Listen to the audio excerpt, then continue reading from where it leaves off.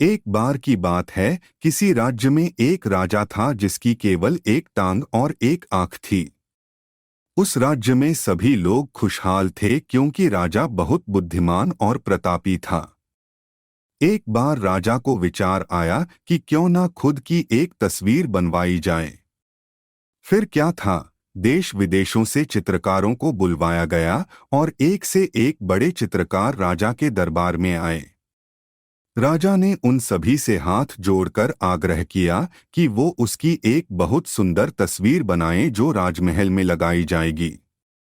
सारे चित्रकार सोचने लगे कि राजा तो पहले से ही विकलांग है, फिर उसकी तस्वीर को बहुत सुंदर कैसे बनाया जा सकता है, ये तो संभव ही नहीं है। और अगर तस्वीर सुंदर नहीं बनी तो राजा गुस्सा होकर दंड देगा। यही सोचकर सारे चित्रकारों ने राजा की तस्वीर बनाने से मना कर दिया। तभी पीछे से एक चित्रकार ने अपना हाथ खड़ा किया और बोला कि मैं आपकी बहुत सुंदर तस्वीर बनाऊंगा जो आपको जरूर पसंद आएगी। फिर चित्रकार जल्दी से राजा की आज्ञा लेकर तस्वीर बनाने में जुट गया। काफी देर बाद उसने एक तस्वीर तैयार की जिसे देखकर राजा बहुत प्रसन्न हुआ और सारे चित्रकारों ने अपने दांतों तले उंगली दबा ली। उस चित्रकार ने एक ऐसी तस्वीर बनाई जिसमें राजा एक टांग को मोड़कर जमीन पे बैठा है और एक आंख बंद करके अपने शिकार पे निशाना लगा रहा है। राजा ये देखकर बहुत प्रसन्न हुआ कि उस चित्रकार ने राजा की कमजोरियों को छिपाकर कितनी चतुराई से एक सुंदर तस्वीर बनाई है। राजा ने उसे खूब इनाम दिया।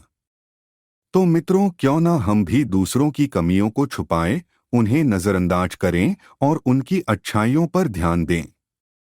आजकल देखा जाता है कि लोग एक दूसरे की कमियां बहुत जल्दी ढूंढ लेते हैं, चाहे हमारे अंदर खुद में कितनी भी बुराइयां क्यों ना हो, लेकिन हम हमेशा दूसरों की बुराइयों पर ही ध्यान देते हैं कि अमुक आदमी ऐसा है, वो वैसा है। सोचिए, अगर हम भी उस चित्रकार की तरह दूसरों की कमियों पर पर्दा डालें, उन्हें नजरअंदाज करें, तो धीरे धीरे सारी दुनिया से बुराइयां ही खत्म हो जाएंगी और रह जाएंगी सिर्फ अच्छाइयां। इस कहानी से ये भी शिक्षा मिलती है कि कैसे हमें नकारात्मक परिस्थितियों में भी सकारात्मक सोचना चाहिए और किस तरह हमारी सकारात्मक सोच हमारी समस्याओं को हल करती है।